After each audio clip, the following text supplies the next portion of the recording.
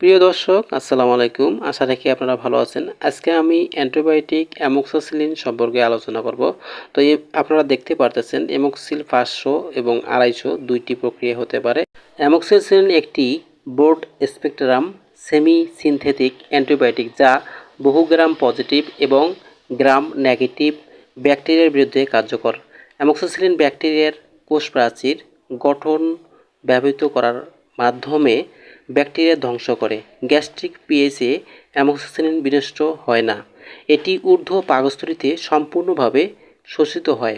খাদ্যের ওপর এর শোষণ নির্ভরশীল নয়। শ্বাসনালী এবং নাক কান গলার সংক্রমণ, তীব্র ও দীর্ঘস্থায়ী ব্রঙ্কাইটিস, নিউমোনিয়া, মধ্যকানের প্রদাহ, টনসিলের প্রদাহ, ফেরিংস ল্যারিংস এর প্রদাহ, লোবার এবং নিউমোনিয়া, দীর্ঘস্থায়ী ব্রঙ্কিয়াল সেপসিস ইত্যাদি। মূত্রনালী সংক্রমণ, নেফ্রনের প্রদাহ, মূত্রথলির প্রদাহ, ইউরিথ্রার প্রদাহ ইত্যাদি। পরিপাকনালীর সংক্রমণ, টাইফয়েড এবং প্যারাটাইফয়েড, চর্ম ও নরম কলার সংক্রমণ, ত্বকের নিচে কোষের প্রদাহ ও ক্ষত ইত্যাদি।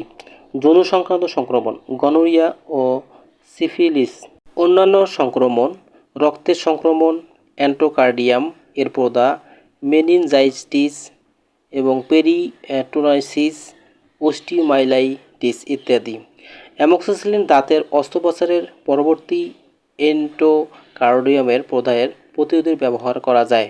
এমোক্সিল 500 অথবা অ্যামোক্সিসিলিন 500 দিনে 3 বার প্রাপ্তবয়স্কগণ খাওয়ার পর সেবন করবে এবং অ্যামোক্সিসিলিন 250 অথবা এমোক্সিল 250 অপ্রাপ্ত বয়স্কগণ দিনে 3 বার খাওয়ার পর সেবন করতে পারবে।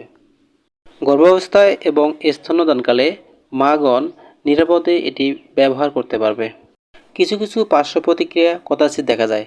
অন্যান্য পেনিসিলিনের মতো উদরাময়, বদহজম অথবা চামড়ায় ফুসকুড়িতে হতে পারে, যা চিকিৎসাকালীন সময়ে বন্ধ হয়ে যায় এবং কদাচিৎ এর জন্য চিকিৎসা বন্ধ করতে বলা হয়। অ্যামোক্সিসিলিন ক্যাপসুল 30 ডিগ্রি সেলসিয়াস তাপমাত্রায় সংরক্ষণ করতে হয়। আলো থেকে দূরে এবং শুষ্ক স্থানে রাখুন। সকল ঔষধ শিশুদের নাগালের বাইরে রাখুন। বন্ধুগণ, আমার এই ভিডিওটি যদি আপনাদের ভালো লাগে অবশ্যই লাইক, কমেন্ট, শেয়ার করবেন এবং আপনাদের সুস্বাস্থ্য কামনা করে এখানে শেষ করতেছি। আল্লাহ হাফেজ।